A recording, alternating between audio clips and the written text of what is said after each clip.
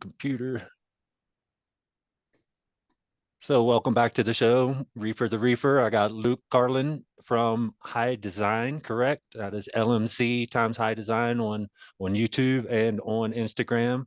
And the description of your YouTube here says you cover business, economics, marketing, branding, and much more. We produce high design documentaries, which tell the stories of entrepreneurs and their brands, as well as different marketing and business strategies they use to succeed. LMC produces a number of other shows to make sure you subscribe and tune in, and we upload videos daily. And I've seen you post a couple times on some of the new stuff you're wanting to put out there, like stories, background stories on different strains, favorite strains like OG Kush or something like that.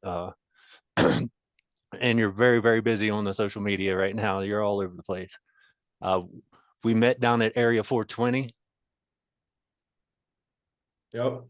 And Yeah. you did a documentary on Area 420, which I've talked to many people, and they were like, "Man, I saw the documentary. I had to come down," and it's really nice. I like the way you put it together.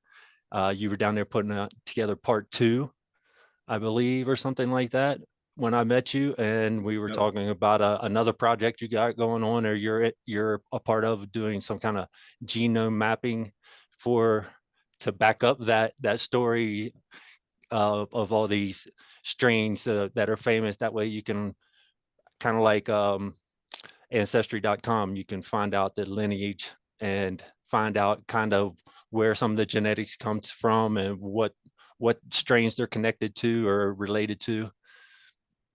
But so I'm Yeah. gonna let you introduce yourself, Luke. I know you're in Washington State, I believe. Yep. Seattle. Seattle. Cool. And the way I usually start this out is I start out like, how did you get into cannabis? When was the first time you consumed, and what attracted you to cannabis? Yeah, absolutely. So yeah, my name is Luke. My initials are LMC. That's kind of that's what my YouTube channel name is. Slash my production company. And then thanks for having me on the show, by the way. And then yes, so first time ever like kind of got involved with cannabis, consume cannabis. I mean, I think it was like 12 or 13 maybe. Um Yeah, and then I pretty much, because I'm 26, about to turn 27 here in about a couple months, but really it was I was in Seattle. I mean, I'm still in Seattle, obviously, but I was born, in this time and place where um cannabis was extremely prevalent everywhere. I always kind of every time I talk to people that are in other states or other places, there's times where I have to remember, like, not everyone was like as spoiled as us here in Seattle or other places, maybe Colorado, but so I really, like, right as soon as I got into high school, um I pretty much started pretty quickly, just started selling weed, right? And then that turned into just all throughout high school. I got a medical card in high school. I got to see the very end of the Seattle medical, like the original medical market system there. And so, I mean, it was a really dope thing. After school or during school or whatever, lunchtime, I would just drive down to Rainier Avenue. I go into the medical markets that they used to have. I mean, they still have them here today, but they get shut down. It's like they're still they're much more underground. It used to be like legal, right? Mm-hmm. And so back in the day, though, it was a beautiful time. I got to see kind of like at least in my opinion, the pinnacle of like freedom in cannabis. When it comes to the medical system, I mean, I literally, I ended up having a fake ID, right? Or had someone sign off to on the my parents sign off on the green card, but that allowed me to pretty much go. If you had a medical card back in Seattle, I mean, back in those times, right, you were able to go and buy from, growers. You were able to sell to medical shops yourself, right? And it was Yeah. like the ultimate free market, and it was a lot of freedom. And throughout high school, right, I was heavily involved with all that. And it was really interesting because the ending of high school for me was like my senior year of high school is 2015, right? So that literally is the exact year where they first started to open up the recreational shops in like everywhere in the country, right? The first places were Colorado and Washington State. And, in terms of like a bigger city with like, there's obviously Denver, but then Seattle, right? And so it was super interesting time where, I kind of see the very end of the medical market, the culture. And then I got to see, right, as, I saw a lot of my friends go out of business that had medical shops that were, profiting off of, this free market, this beautiful time. And a lot of them, lost everything because it became recreational. Because what happened with Washington State was, most people don't really know this because it's, we're tucked up here in the Northwest, but when they legalized, our current governor, like all my friends in medical, a lot of my older friends in medical that had shot, they all despise our Governor Jay Inslee, because what he did is he just completely just scrapped the whole medical system. Like he just destroyed it all, right? He said, we're going to rebuild it in a few years, but we need to let the recreational market build. So it's a really interesting time. And so I got to see that growing up, right? And so I think that's why I've been extremely sensitive and focused on this kind of trying to help the little guy, trying to help the people that, are part of this original culture, this original market, the people that put all the work in for this original market, so that now recreational, like I've heard somebody say this, not to go on so much of a tangent here, but I've heard people talk, say this, and I think it's correct, is like there's a lot of people from the prior years, before legalization, that had risked their livelihoods, right? Risked their freedom, risked their life, right? Put it all on the line to help build this market, to help build up the cannabis culture, the community, that now other people that have never put those risks or never took those losses, right, that they're now profiting off of, right? So I think it's I'm very sensitive to that specific kind of lens with it all, because I think of my upbringing and because I got to see this really unique time that will never happen ever again, in my state at least. And especially it won't really happen ever again because it was the very first market. Now, as you see each market starting to open up and legalize, the legalization process is different. There's a lot more corporate interest. It's a lot, people see the money into it. But anyway, not to go on so much of a tangent, Yeah, but the culture vultures, that's a that's little what back. we call them, culture vultures. People who built the Yeah. culture are getting put away or pushed aside by the Yeah. people with big money. Mm-hmm. No, I Yeah. couldn't agree more. I mean, it's definitely unfortunate. And that's why I started my YouTube initially, was like, hey, how can I help equip people with the knowledge, right? The wisdom, the information more so that's needed to survive in this market that's highly competitive, that most of, like, unfortunately, like I mean, this is one of the hardest industries to be successful in my opinion, right now, because of how competitive it is. But Yeah. so I want to educate. That's kind of started how I started all my media stuff. I used to hide from the camera, and I never would have thought I'd be Mhm. doing this in a million years, but I just kind of fell into this. So Yeah, same with yeah. me. I went in the cultivation side, into the business side, and realized there's a lot of education missing that people needed to know about.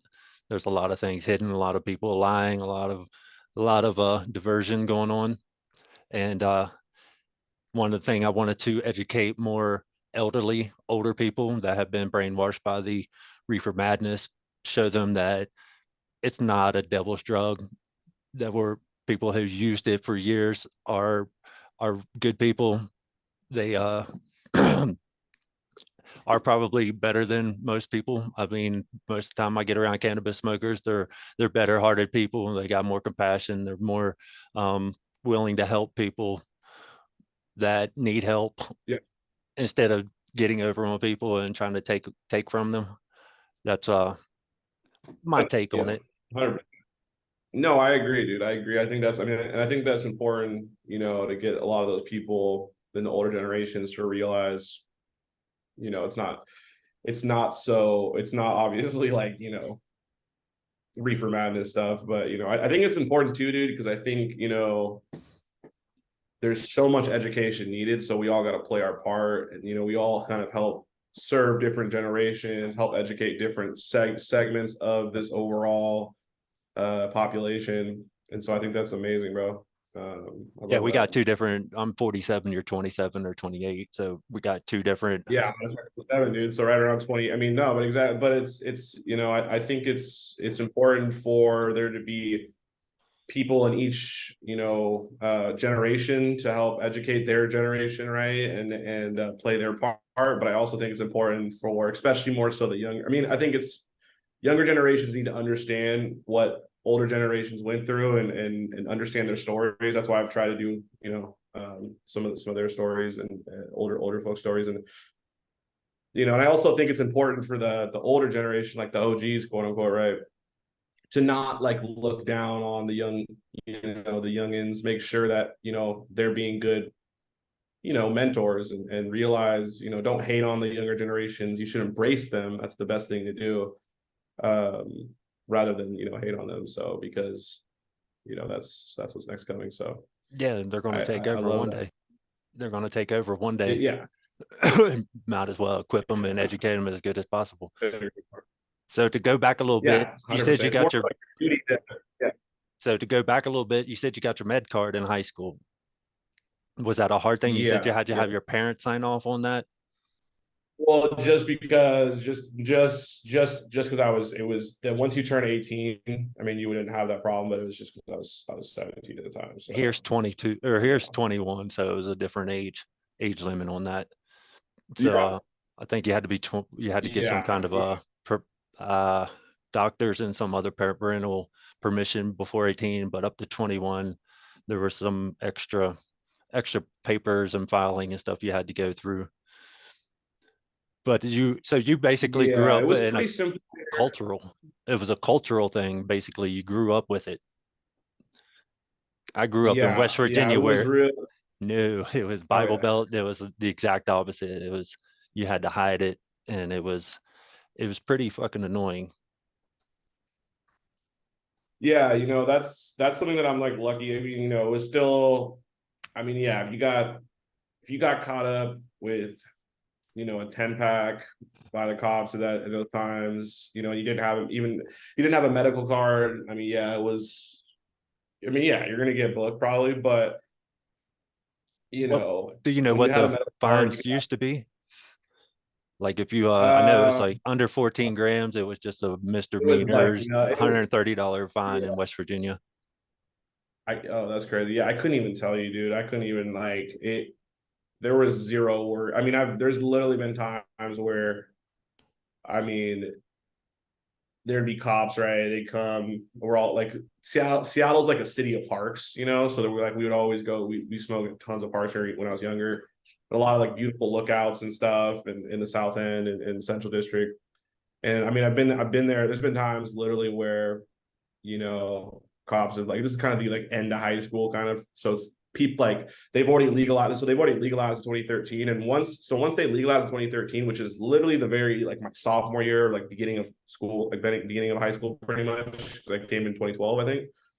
I mean, once they legalized it, and that's like this is the weird part about it, bro. Is like I always talk about this limbo period is when they legalize it before, and then there's this 2 to 3, maybe 4 year period. Sometimes it's less than that, but for each state before they actually open up the legal market, right? Mm-hmm. So that is this limbo period that is like the craziest. It's the craziest kind of era, and every state's going to have it. It's, states like right now New York is going through it. They're kind of starting to come out of it now. It's the kind of back end of this, but it's this time period where it's been pretty much. I mean, there's no tax dollars going into enforcement, right? So it's like you literally have a free for all, and it was super interesting for me because we were the first states to legalize, right? There was a lot of tourism, a lot of cannabis tourism that came into, I know, Denver, I'm sure, but Mm-hmm. Seattle. Like people from all over the country, all over the world would fly into Seattle, right? Because they wanted to go experience, legal Yeah. weed. And they New York's also, getting it now. or they knew it was a safe zone, right? They knew it was a safe zone, I think, too. Like, I mean, eventually, like, and back into my high school last couple of years, really, like what used to start what started to happen is I used to have like an online delivery system, delivery company on Craigslist, right? Craigslist was the hub. Craigslist was like our, our We Maps at the time. And so Craigslist was, it was that's how I met a lot of the growers that I mean, like it's funny, like I literally grew up like from pretty much like 15 on to like 20 to like now, right? And these are people that like saw me grow up through high school. Like these are growers that saw me grow up like one of the growers that really saw me kind of grow up, his wife, right? She like last time I saw her was like maybe a year and a half ago, 2 years ago. I mean, she was like crazy. Like she's like, damn, I've like seen you grow up your like half your life pretty much. And it's a weird thing to think about. But going back to what I was saying though, it definitely was a weird, it was a really interesting time because by the end of my high school, because I had this medical, Craigslist was popping off, right? I mean, I used to just drive down to SeaTac. People would fly into SeaTac, which is the main airport in Seattle, and I would just drive and meet them at their, the different hotels around that area, and just, people from, I mean, literally, and not every single state, but like a lot, like Missouri, Alabama, like Florida, not as much, but like just all over, dude, all over. People would All the fly in, states that are and really, really illegal. I'm sure you didn't yeah, have and they people from wanted to like, Cali coming up yeah, because they can already get their weed in Cali. yeah, exactly. Yeah, exactly. Because what they realized too is like you know, they could come there. Some just came for like, tourist activity, like they just wanted to, get a couple zips or something. But some of the, the ones I would work with, they'd come in and I mean they would, it would start kind of slow, but I mean, they would have a medical card or whatever. I mean, it was all kind of it was all I never left the state of Washington technically, right? So I mean it's all Washington law, but people would, find and they would start to get, 10, 20, 30, whatever. And then they would probably, I don't know what they would do with it technically, but I'm sure a lot of them would just, wrap it up themselves and send it back or drive it back. I don't know. Same thing happened here So in it was just a Colorado. really interesting.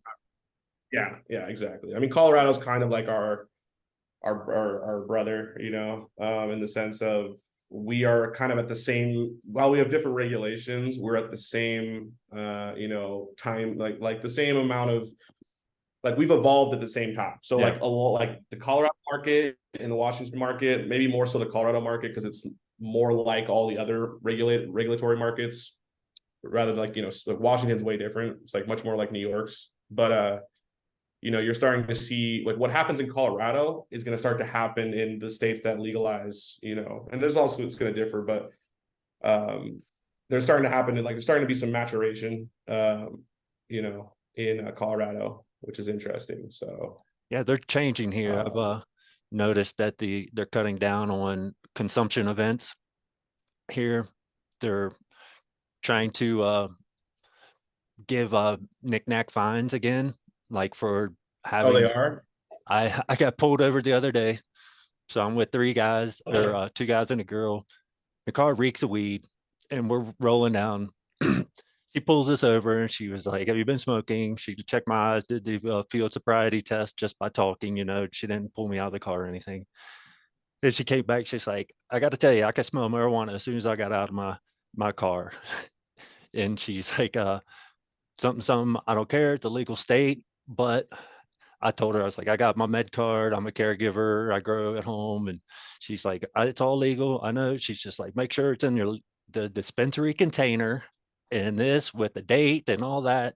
And I'm like, Oh, man, we what? are going way backwards now. What is this?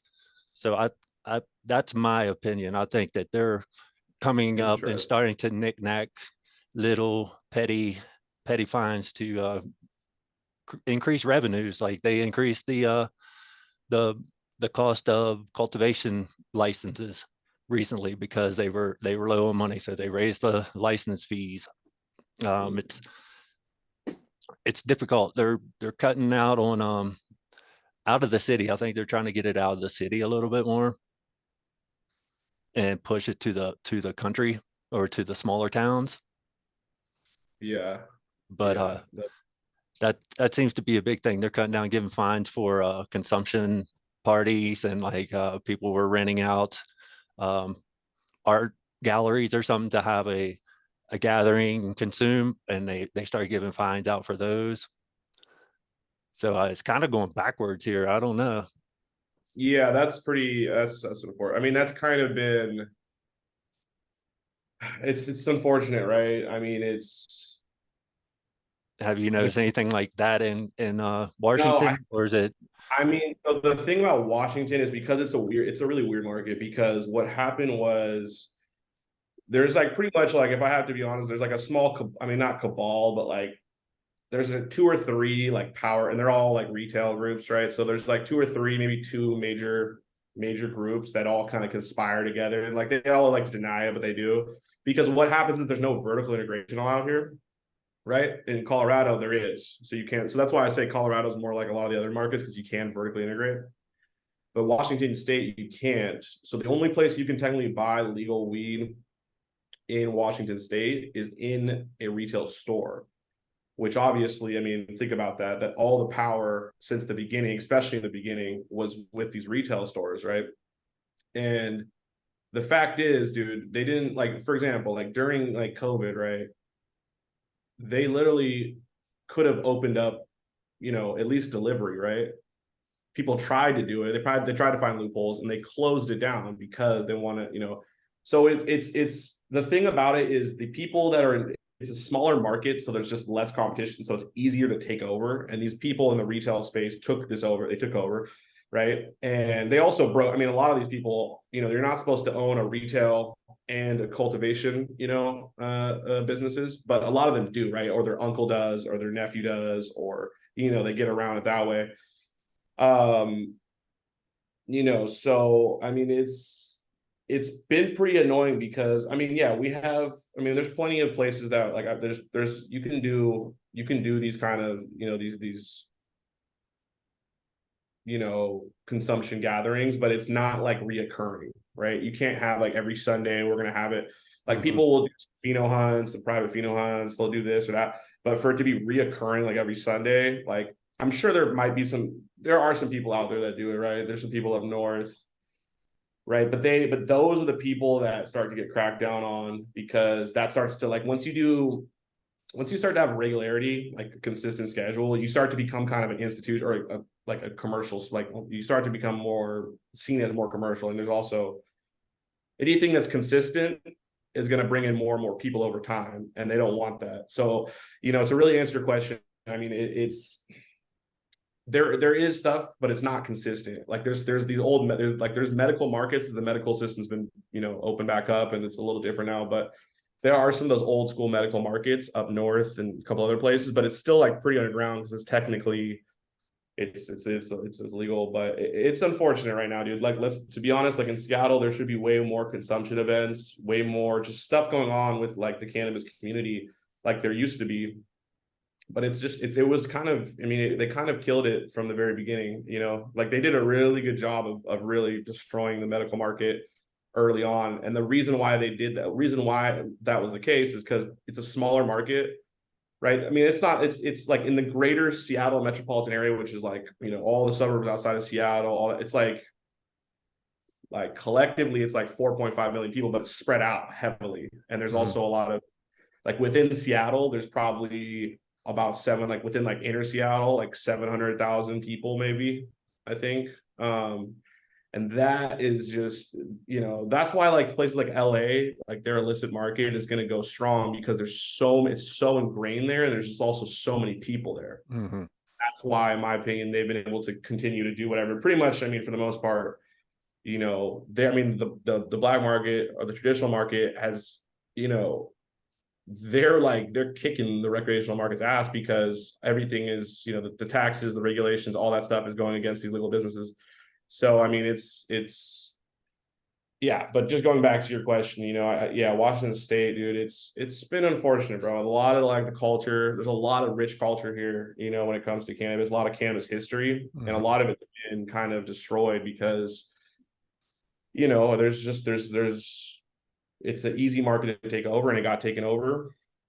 And there's a lot of things that they could be doing that would be proactive, but Washington State hasn't. And that's kind of why I worked in the recreational market a little, for a couple of years, and I ended up just leaving it. I mean, that's why I started covering all the Cali, like the, Cali is kind of the big leagues now. Like I'm kind of on a international stage more so now. It's like I've only covered one person, I think, from Washington State, which is Archive Genetics. And like, I mean, he's originally from Virginia, but like there's no like big players coming out of Washington State anymore because it's an environment that has not, bred that. I mean, it's literally just the brands are not powerful out here at all because they don't have any power unless they're backed by all the recreational stores. And it's honestly a pretty disgusting system here. Like in certain ways, it really pisses me off.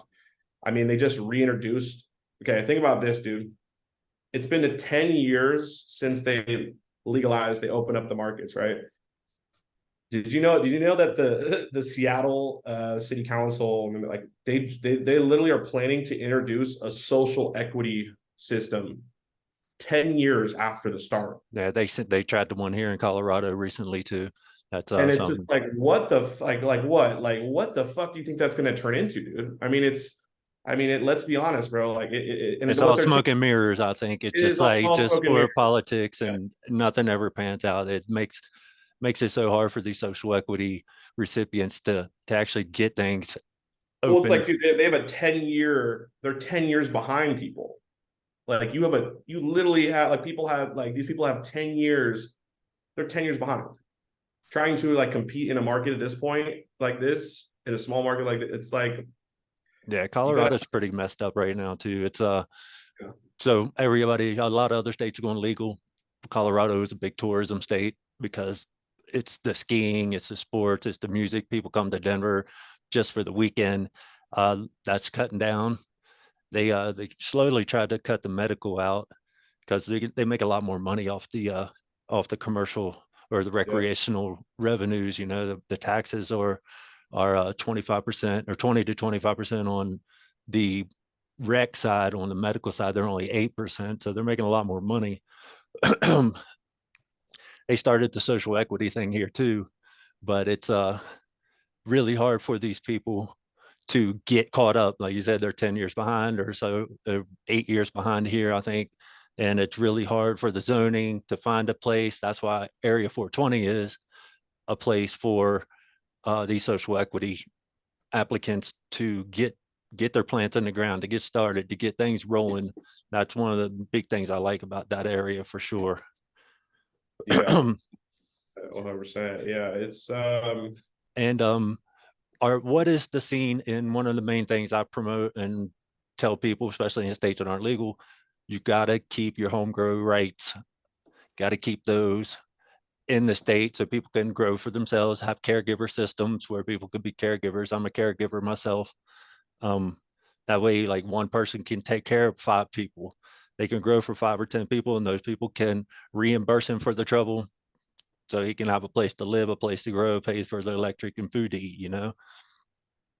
yeah, absolutely. We used to have a caretaker. I mean, I think we still do technically, but you have to be in the medical program here, which I what I don't like, for example, is like, they don't have like, oh, you're absolutely right, by the way. Home grow is incredibly important for, Checks and balances for the checks for and the balances. recreational market and make sure their Exactly. quality is going to stay up or not. They're going to keep going to the caregivers because they know that we put 100%. care into it. The quality is a lot better. It's exactly what you said. It's a checks and balances on the system. And for example, there was like multiple bills that were supposed to, that over the last few years, number of years in Washington State to make it technically legal, to make it legal for you to do home grow without medical, right? And they all got shot down, right? And it's just like, can't everyone do home brewing? Like, what's the problem with people putting up? I mean, like, first of all, let's be real. Like, anybody that really wants to do home grow, they can do it. It's not gonna like, it's not gonna stop them. Mhm. But if you were to legalize it, what that would do is have a lot of people in, in the state that are maybe anti-cannabis, or just maybe just really, like they're trying to follow the law down to the T.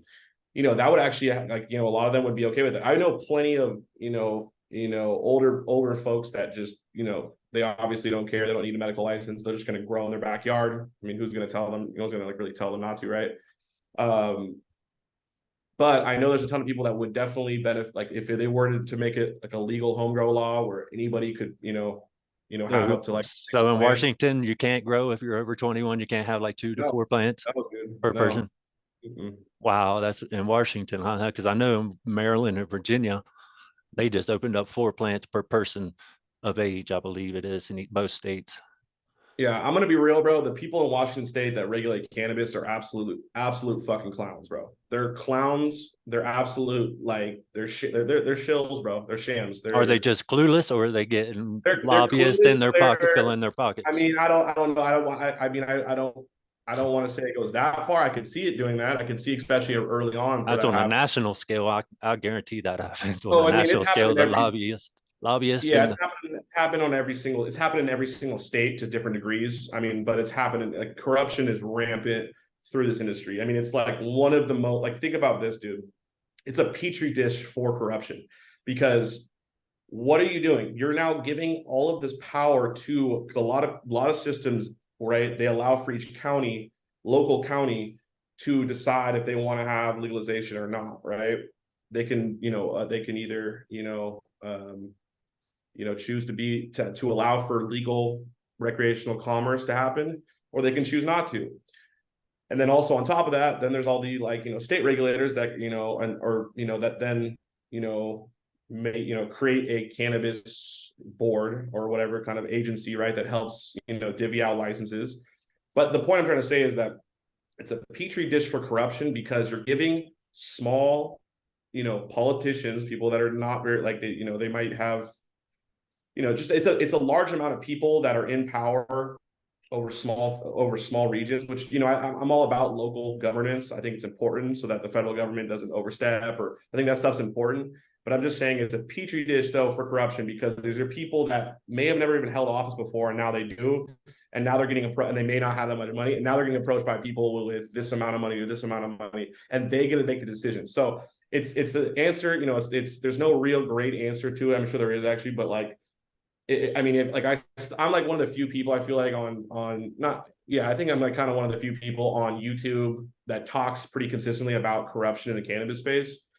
Because really, I mean, and I just do it because I despise it, bro. Like I grew up in this era, like, of complete corruption. I mean, this is the most corrupt time in American history.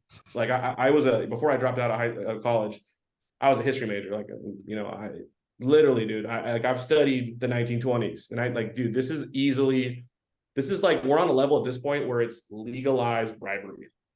So it's everyone is taking, so the floodgates have opened, dude. It's the most corrupt time ever. I can't stand it. I think corruption is destroying us. I think money is destroying us as a whole, as a nation. And I think money really is the root of it all, right? To be honest, there should be no reason why our politicians can now invest in stocks. They can just there's so much corruption, and it's really honestly disgusting. And I really gotta just always say this in the interview. I don't care if you're on the left or on the right or anything. I'm personally at this point, I'm the party of anti-corruption and the party of the people where, like they divide us, right? They divide us over like 10%, 15% of issues. The other 90, 85%, we all agree on. And no, they it's use those always abortion or guns or something. It's exactly. And always those are the called, exact same thing yeah, every and there's those four wedges, 4 years, bro. man. Yeah, those are designed to actually divide us, where it's like we all can agree that we don't like corruption, but we're too busy arguing about those 10%, 5% of issues. And that's the thing is like, I grew up, in a very, on the like, I'm very far left, right? But I'm at the point though now where it's like, I don't give a I can't stand the Democrats. I can't stand the Republicans. I literally want not to get super political here, but I want us all as the people to come together and start to look upwards and realize, hey, we're getting robbed every single day by sending billions of dollars to Ukraine, all this kind of shit, right?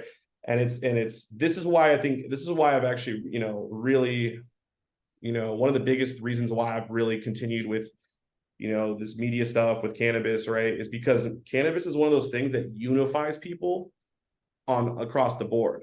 And it's also a great lens to look at these major issues going on in America, right? Corruption, huge problem. It's like literally probably the biggest problem in our country if we really want to get down to like what really impacts things. Mm-hmm. the whole culture war shit. Culture war is just a distraction, bro. Like I get it, dude. There's definitely important issues you need to talk about on that side, but like, bro, the culture war is like, it's like less than 10% of the issues, but it makes up like 90% of the conversation. And that's how it's designed for. So cannabis is that unique thing where we all come together on it, right? We all can come together on it, and that's why I love this plant. It's I love this plant. You know, starting out with this, you know, growing up with this plant, it's been, I mean, it's been impactful in a number of different ways on my life, and it's changed my life in so many different ways. But the reason why I really dedicate, you know, so far dedicated my life to this plant is because of that unification, because we can all come together around this beautiful, you know, organically grown, you know, plant that was given to us by Mother Nature. And we can, you know, not stop with all the hate, stop with all the division. Like this is something that we all agree on, You right? know, it brings people together, like Yeah. music and sports. I think those are Uh, two other things in the world that bring people together, music and sports, and money's corrupted both of those too. oh yeah. Oh yeah. Oh yeah. So I see cannabis falling in line with that. Yeah. I mean, I don't know. I think that there's a pretty strong culture here though, dude. I think there's a lot of people that are fighting back right now. Yep, I And see that too.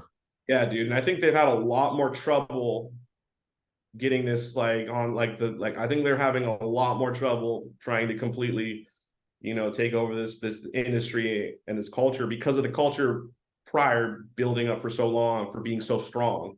I mean, the cannabis Yep. culture is strong, and you know, it is definitely dying in certain areas, certain ways, but I think that it's impacted enough people, and it's energized enough people where I actually do think, man, like this, we have a chance at actually, you know, beating back the neoliberals. And neoliberals, what I mean is like corporatism, right? Corporatists that are coming in to like just take over and just take over, you know, our culture, take over our industry, and wash away a lot of the original people that made it. And I think that, you know, if we can, you know, make these laws, change these laws, a lot of it, like right now, I mean, it's starting to look a little ugly. I'm not gonna lie. There's some things happening in different states where it's starting to look really bad, where it's like, oh shit, this is starting to look bad. But if we can, you know, collectively around the country come together and be like, hey, we're not for the corruption. We want, you know, everyone to have a shot at, you know, competing in this market, right? If we can unify, and then we can actually, you know, showcase to the country that this is a pathway for this industry, so it's actually equitable for, you know, the population, right? The populace. Here is the roadmap for how other industries can do this, right? Like, because if you look at all these other industries, right, they're almost all, you know, at this point monopolized, right? They're almost all taken over by big corporations, getting smaller every single year. And I think that, you know, it's looking really bad for America in certain ways because, you know, I'm an optimist. I'm also a realist too, but you know, I think that if we can quote unquote win the cannabis war, I don't want to put it like that, but it's kind of like that, dude. There's the corporatists, and then there's kind of the culture. Hmm. And now the thing about it is the culture needs the corporatists for operating in a legal business world. But if the culture can, and I know the culture is such a broad terminology, but like if we can fight for laws and a system that actually is fair for the people, and showcases what a lot of, you know, America was built on originally with small businesses, which is, you know, having, you know, not a completely like, you know, consolidated market. I mean, I think it can send a message to people all around the country and the world that, you know, hey, it is possible to break, you know, this wave of greed and corporate, you know. And I am a capitalist myself, but I'm also like, this has gotten way too out of hand, bro. This is unchecked. This is late stage capitalism at this point. And it's gonna, I don't know. I know the cards are stacked against us in a lot of ways. Yeah, And like when we're yeah, trying to promote and talk about this stuff on social media, it gets shut down, our accounts get shut down. yeah, Nobody ever sees it because the algorithms hide it and show all this bullshit like yeah, titties and ass. I see every time I'm sitting there trying to go through my scroll, there's a you should check this out, check this. And it's always some kind of dumbass Some dumb shit, dude. joke. Something doing It's like a titties and Tide Pod ass, challenge, or or yeah, dogs and cats. yeah, exactly. And that's design. That's design. You know, it's to kind of neuter us in some ways, right? Like they want to dumb us down. They want us to be compliant. You know, cannabis represents in the culture, right? It's like a lot of the culture is built from being an outlaw, right? Being disobedient. And it's important for us to be disobedient as citizens because cannabis, for example, this is a great example. I just did a video on, on shout out to Richard Stratton, right? He's part of the hippie mafia, right? And, he talks about this in his book, but it's like they were, disobedient. You guys were disobedient and you guys, just continue to create, they create the black market, the illicit market, the traditional market, and they sidestepped the government because they knew that this was an unjust law. The fact that it was a Schedule I. If you think a law is unjustifiable, if it's not justified, disobey. That is a key component to what, I think us as a good citizens should be always thinking about. Not to like say like, you go hurt people, break law, but like, if you disagree with cannabis being illegal, disobey. If there's other things you disagree with, disobey. Don't be afraid to disobey. I mean, there's a lot of things they're implementing to make it so you should be afraid. I mean, you will be afraid, but I think there's the reason why the counterculture movement involved cannabis is because those are people that were disobeying, right? And the government hates that kind of stuff. And so, the outlaw culture, quote unquote, is a big segment of this culture. And it's important for us to not forget that in some ways. So next subject, we were talking about the government. The newest thing is rescheduling or descheduling. What is your thoughts on the rescheduling? I am totally against the I'm rescheduling. I think it should be descheduled and taken off the list and on the same list as every other garden vegetable and herb like tomatoes and basil.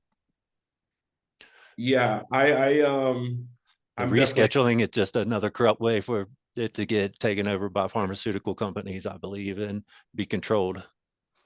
yeah, I agree, dude. I think, I mean, it's just it leaves the door open. I've done I've done a lot of different, I've been talking about the rescheduling for a while, the reschedule or deschedule. I mean, yeah, it's definitely you need to deschedule, you need to put it in the same classification, I think, is alcohol and tobacco, even though those two are two things that are worse for you. But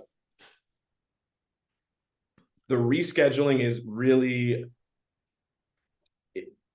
it is alarming. I've kind of knew they were going to do this already for a while now for the number of couple. I mean, I wouldn't know for sure, but this was always, this is what I think Joe Biden talked about, doing initially, and if you look at really that plan that he had proposed for that, I mean, it's a little scary because yeah, it leaves the door open for big pharma to come in and take over. Now, people saying that that is the case, like 100%, that's what's going to happen. I don't know if that's the true or not. I think it's regardless. It's a bad thing because what it does is it just allows for the doors open. So anytime that the big pharma wants to maybe like come in and try to do something, and I mean, God knows they have 1/3 of the control. Like there's three industries that really run Washington, DC. It's war, it's pharma, and it's energy, right? So they have a lot of influence. I mean, they could try to implement some crazy shit. Now, is that going to happen? I don't know. I have zero idea what is going to exactly happen if they do it. It's It's kind all of weird because they're pharmaceutical companies. Are they going to be able to take over recreational yeah, businesses? Or is that going to be the alcohol? Because I know Tilray out of Canada had just bought up some Anheuser-Busch premium beers, like 10 different premiums, including Breckenridge Brewery, which they bought out, I don't know how many years ago, but that is just opening up their distribution lines when they yeah, buy that the yeah, alcohol, because alcohol's already got their trucks, they got the distribution lines, and now they're in place to just instead of packing the buds, Budweiser's packing the buds on the trucks and sending them out because they already got yeah. the No, transportation line set up. they have the infrastructure for distribution. It's a little different with like the type, like the product, right? I mean, like the weed drinks are kind of a whole other issue, but like the weed, like a lot of the weed drinks have a really big problem with shelf life and other things. They're still trying to figure that out. Mm-hmm. But going back to your point though, yeah, I mean, I mean, yeah, a big alcohol quote unquote, has been invested for a while now. Big tobacco has been invested. Big pharma has been invested as well. I mean, what I really think happened, what I think, and Schedule 3, I don't think it's fully gone through. Right? They haven't announced it yet. They just, I think what No. they did, they made a little rumor to kind of test out what people were thinking. Hmm. Maybe like they leaked it that way. I don't know. Or maybe some big MSO wanted to leak that, and like they're trying to put pressure now on the DEA to reschedule, right? But I think really what this is the thing. It's a little bit short-sighted because I've done a ton of research into this as of late as well, and I've been researching this for the last few years. But what the reason why they want to deschedule, there's been a big push or reschedule, excuse me, is because what rescheduling would do is it would allow for what safe banking would do. The Safe Banking Act, right? Which safe banking is a federal bill that they've been trying to pass for a number of years, these MSOs, because what safe banking would do would allow for big financial institutions to start working with the cannabis industry, right? Because right now, if you're a Schedule 1, there is the 280E, right, which is a massive, I mean, it's a huge, I mean, it is really burning a hole in the pockets of these big, I mean, everyone really, right? So 280E means you can't write off things for your taxes. You can't, as a Uh-huh. business, you can't do what normal businesses do. And so the Safe Banking Act, they've been trying to pass this like literally every single year for the last 3 years, like multiple times each year, and it keeps failing, right? It keeps failing and failing and failing. Now, why are these MSOs now trying to push for a Schedule 3? Is because they don't need Congress to do that. Congress they can't have any control over them descheduling it.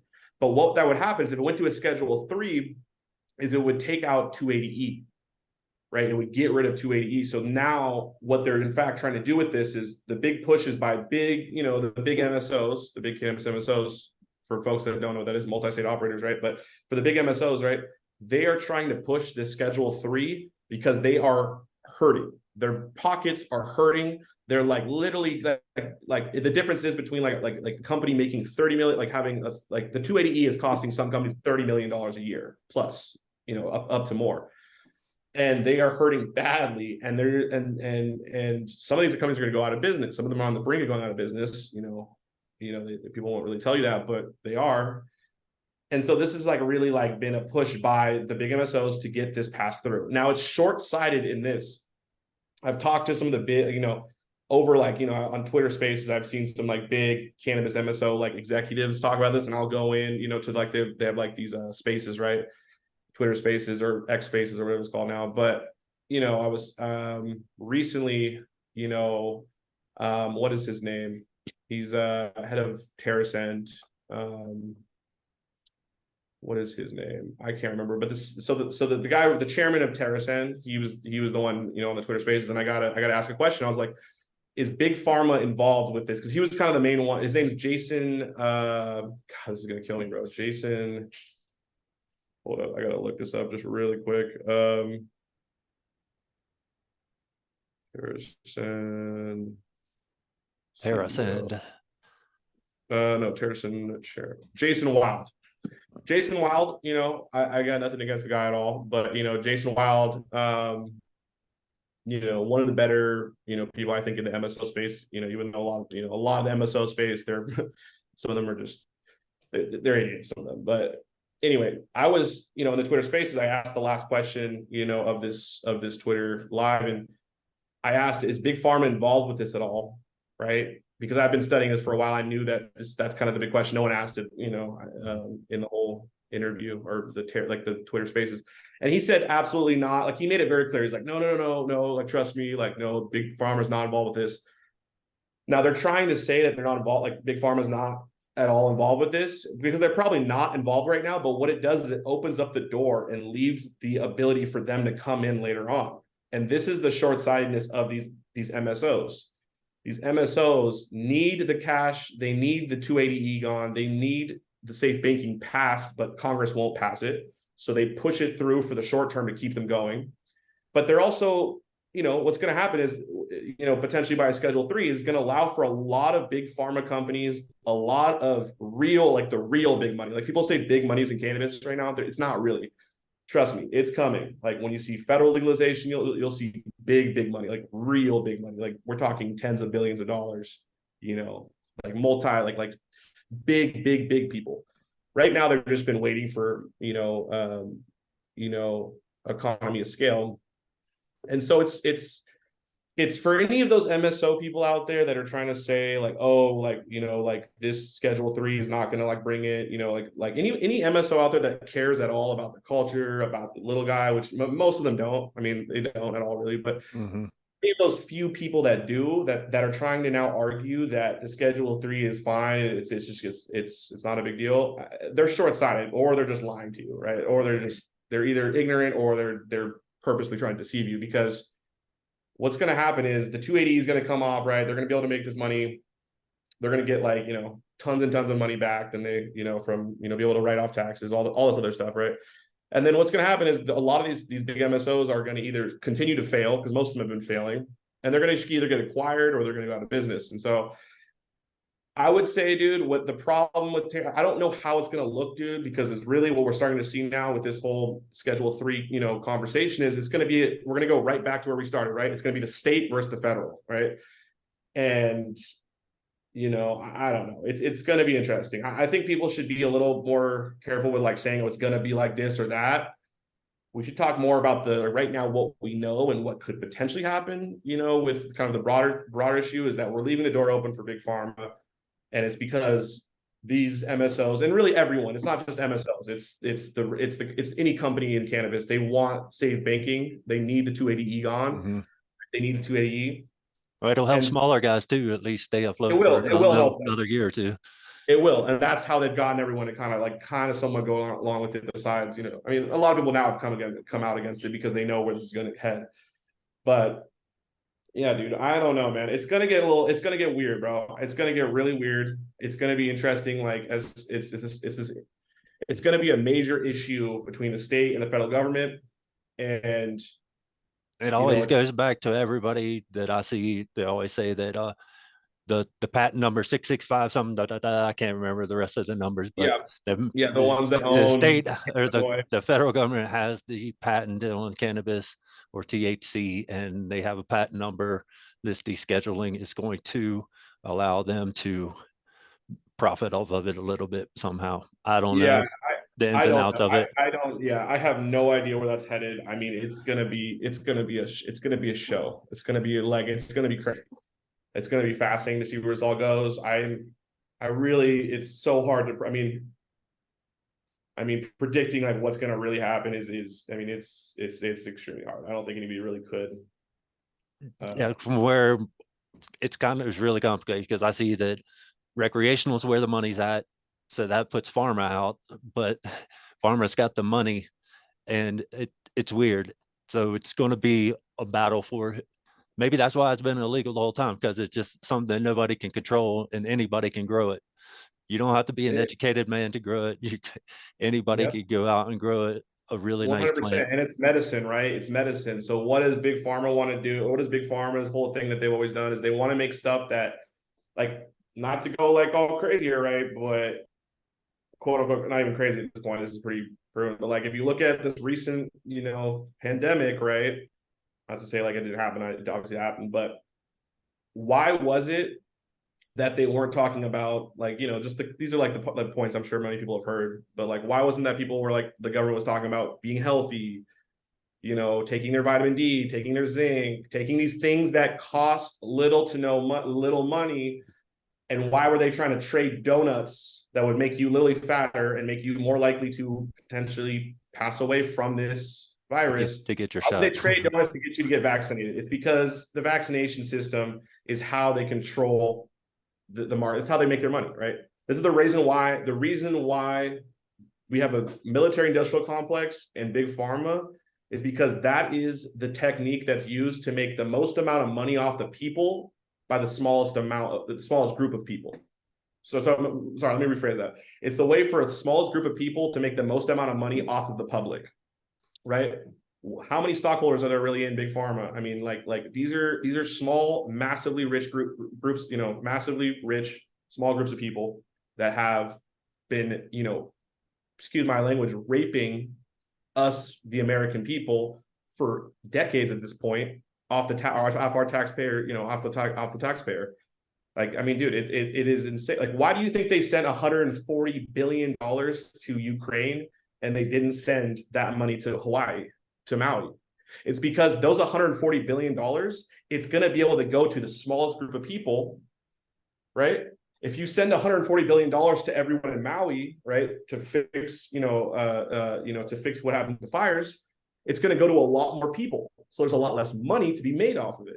And that is the reason why we have, these different industries that just absolutely dominate our entire society, that decide, the amount of power that was exercised over the last couple of years by big pharma was insane. It was disgusting. I mean, people lost their jobs because they didn't.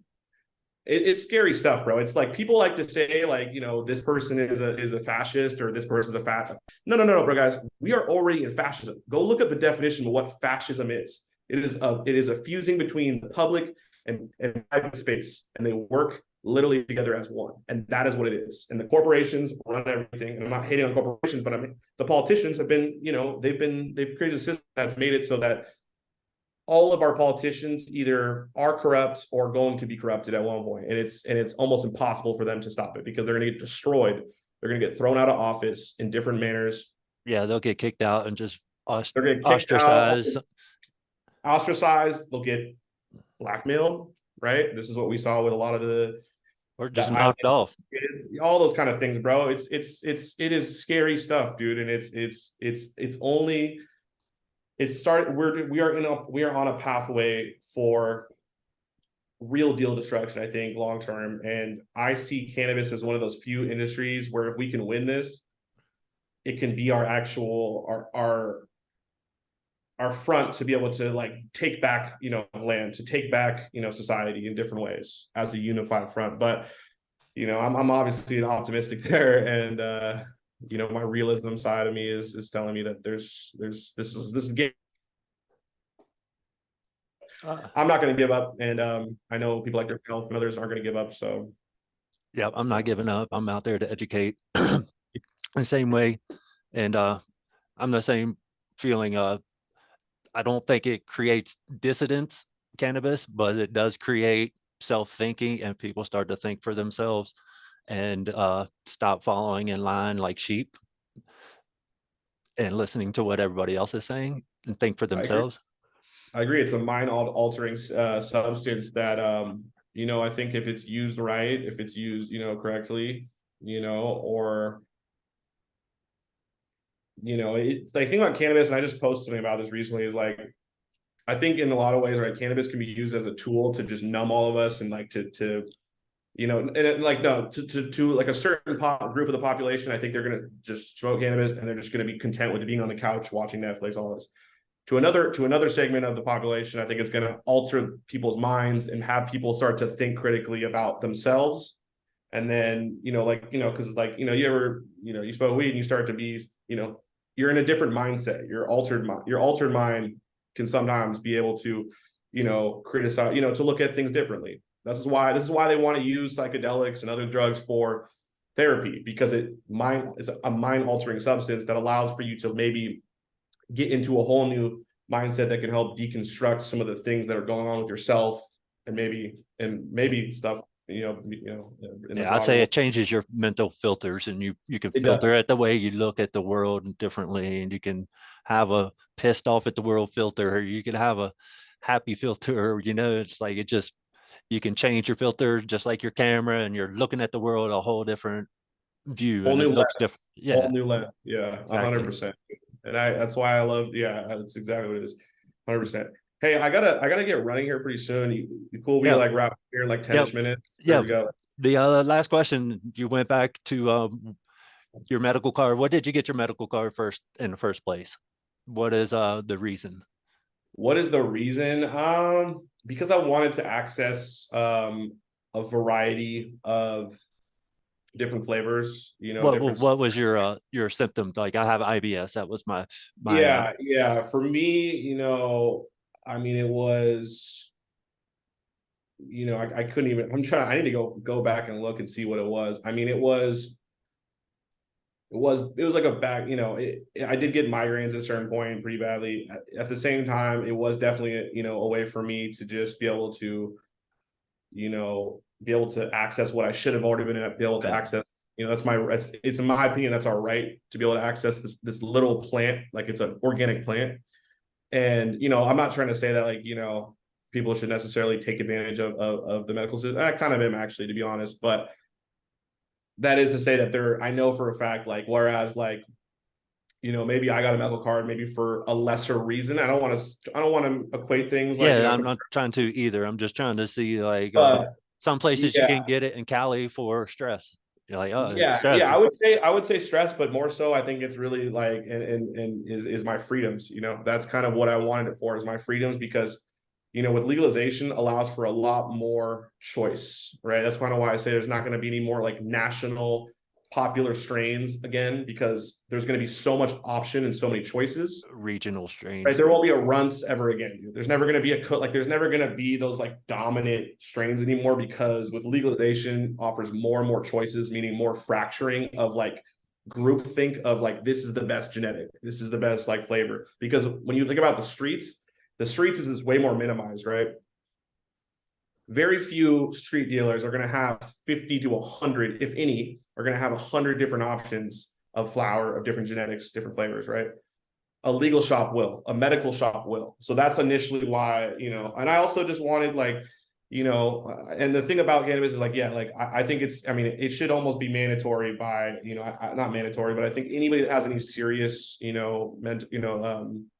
uh, uh, medical issue that can help, cannabis can help, they should just be given automatically a medical card. Here you go, here you go. But, and there's, that's almost a whole other thing, right? But at the end of the day, like, we got to figure out the different ways to kind of access our freedoms, or just disobey and take our freedoms, right? Our freedoms are the most important thing to protect. Yep. And yeah. One of the main things that you had mentioned earlier is there's a lot of local politicians, smaller, lower level politicians, and those are the ones that I tell people you need to vote in to right. Don't think big. Don't go for the president or the Yep. governor. Just more town council, your mayor, your governor. Make sure your governor's a big one. But Local governance is everything, dude, and it's important. I mean, I couldn't agree more, dude. The way that we all really take power back is we got to start at the local level. I know it's kind of a cliche thing to say at this point, but it's true. I mean, it's cliche because it's true. Local, the local governments is the way that we can actually really, you know, create some, fight back against a lot of this corruption. And the thing is people look at the presidency, they look at the federal level, and they just go, oh man, like it's not even worth it for me to vote, which I get on the federal level. But what that does is it makes a lot of the people that potentially could have voted on the local level not vote, because people aren't realizing that it is, important for the local level. So yeah, I couldn't agree more. It's definitely important to win the local, win on the local level. So, so we went a little bit over. I know you're a busy guy here. We'll wrap this up here, but where can the people find your documentaries? Where can they find you? I know yeah, you're on YouTube on under LMC, and yeah, you got a lot of nice little documentaries up there. And I yeah. kind of see you as following up where High Times has kind of fallen off, and you're putting it more into a visual documentary story instead of just a written paragraph, and taking it up a notch. I appreciate you saying that. That's, and this was never actually like my intention at all, like whatsoever.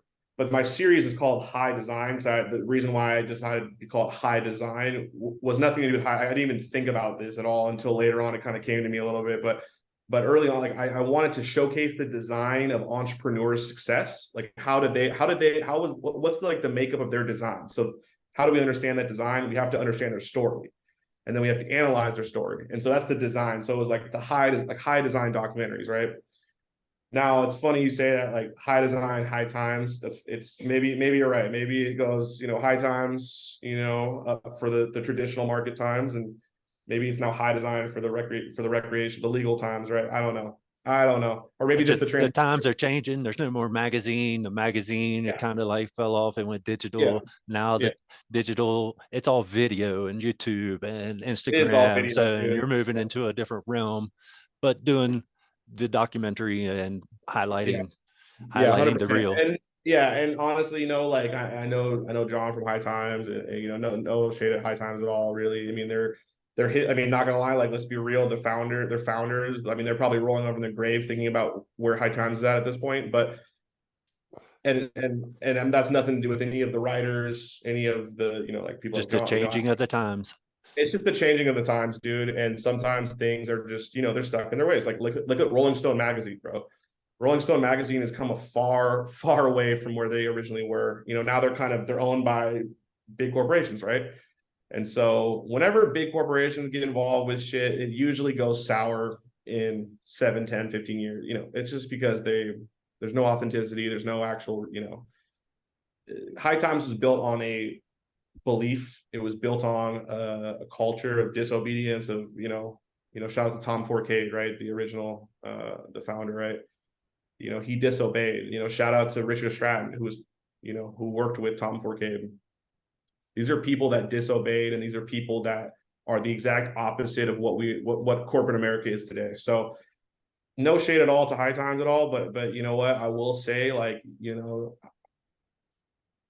yeah, maybe, and I promise you, dude, High Design was, I didn't even think about High Time. This is never, I really just wanted, like, that's the reason why I came up with the name, was the design of someone's success, and how the Like the little, formula, basically.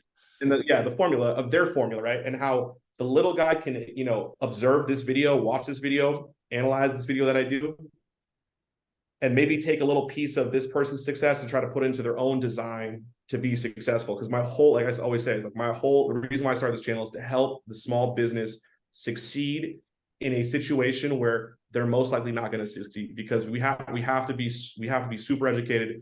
We need to be equipped with knowledge, because that's the only thing a lot of these people like myself have, is knowledge. Knowledge is really going to be our only tool. Education is going to be one of our only tools to really try to figure out the little cracks in between these massive Goliath corporations that are taking over everything. And if we can find those little cracks and make our way, eventually, potentially, a flower can sprout out of those cracks. Maybe a tree can start to grow, right? These are the things we have to do as aspiring entrepreneurs that have no resources, that don't have big dollars, backing us, right? We have to be crafty, and we have to figure out where these cracks are in the system so that we can, protrude in and try to grow our thing out, right? Yep. And so, yeah, So absolutely. you are on YouTube, LMC, Yeah, just search High LMC. Times So Design. so anybody that's on YouTube, just go to YouTube, search LMC, and I will pop up right away. Yep. And then it's High High Design. X Designs. And Yeah, you're so, offering to help other people with their social medias too, to yeah, help build up their followings and help others with if they just want to talk, have suggestions for videos, yeah, or want to feature their product or brand, they can reach out to you and collaborate, correct? absolutely. Yeah, you guys can, if anybody wants to really get a hold of me, the best way definitely is to email me at highdesignbusiness@gmail.com. That's Cool. the And best I'm way to. going to get in touch with you about that genome sequencing Yeah, thing we'll that they're talk more about meeting. that. Yeah, we need to talk more about that. That's some stuff That's that a whole nother day. That's a another, whole other thing. yeah. Exactly. So yeah, And we'll then definitely be talking. I got a Yeah. couple ideas. I know here coming up in October, they're having something down in Paonia, Colorado, where the Paonia purple paralyzers from. I've heard a couple people talk about that and wanted, Okay. so I could go down and get the story behind that. Yeah. I Yeah. got a little story about the We'll talk Oompa Lip over. Yeah. headband. Yeah, we'll talk off camera, but yeah, that's what actually on my list of different representatives in each state. You're actually in the you're my person I put under in Colorado, because we talked about that prior. So I'm gonna reach out to you next week probably, and we'll get cracking on it. I've been figuring out kind of the structure of how we should do everything. But no, absolutely, bro. We're on the same page there, and I'm hyped that you're wanting to do that. So yeah, we'll talk more Yeah. details, bro. But And I really appreciate you having me on, by the way, bro. yeah, I This is really awesome. appreciate you doing the education thing. And we're on the same path, just teaching different people and just trying to bring them all to the same center. Hell yeah, brother. I really, yeah, thank you, man. It's been awesome, bro. And yeah, man, I appreciate you all. Appreciate Well, you, bro. thanks for tuning in, everybody, and thanks for coming on the show, Luke. And we'll be talking real soon. And peace, All right. everyone. Peace.